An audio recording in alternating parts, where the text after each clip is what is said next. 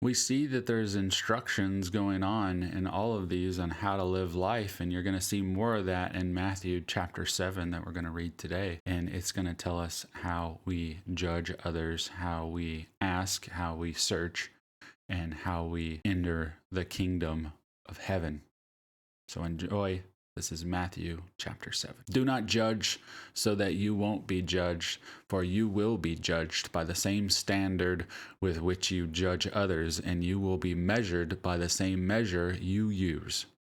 Why do you look at the splinter in your brother's eye, but don't notice the beam of wood in your own eye? Or how can you say to your brother, let me take the splinter out of your eye, and look, there's a beam of wood in your own eye? Hypocrite, first take the beam of wood out of your eye, and then you will see clearly to take the splinter out of your brother's eye. Don't give what is holy to dogs, or toss your pearls before pigs, or they will trample them under their feet, turn and tear you to pieces. Ask, and it will be given to you. Seek, and you will find. Knock, and the door will be open to you. For everyone who asks receives, and the one who seeks finds.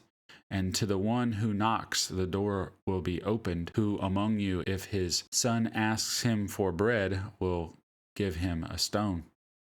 Or if he asks for a fish, will give him a snake? If you then, who are evil, know how to give good gifts to your children, how much more will your Father in heaven give good things to those who ask him?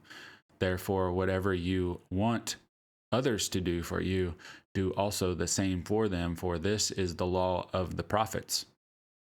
Even through the narrow gate, for the gate is wide and the road broad that leads to destruction, and there are many who go through it. How narrow is the gate and difficult the road that leads to life, and few find it. Be on your guard against false prophets, who come to you in sheep's clothing, but inwardly are ravaging wolves. You'll recognize them by their fruit, and grapes gathered from thorn bushes, or figs from thistles. In the same way, every good tree produces good fruit, but a bad tree produces bad fruit. And good tree can't produce bad fruit, neither can a bad tree produce good fruit. Every tree that doesn't produce good fruit is cut down and thrown into the fire. So you'll recognize them by their fruit. Not everyone who says to me, Lord, Lord, will enter the kingdom of heaven, but only the one who does the will of my Father in heaven. On that day, many will say to me, Lord, Lord, didn't we prophesy in your name, drive out demons in your name, and do many miracles in your name? Then I will announce to them, I never knew you. Depart from me, you lawbreakers. Therefore, everyone who hears these words of mine and acts on them will be like a wise man who built his house on the rock. The rain fell, the rivers rose, and the winds blew and pounded that house. Yet it did not collapse, because its foundation was on the rock. But everyone who hears these words of mine and doesn't act on them will be like a foolish man who built his house on the sand. The rain fell, the rivers rose, the winds blew and pounded that house, and it collapsed. It collapsed with a great crash. When Jesus had finished saying these things, the crowds were astonished at his teaching, because he was teaching them like one who had authority and not like their scribes. These are important, and I'll speak in the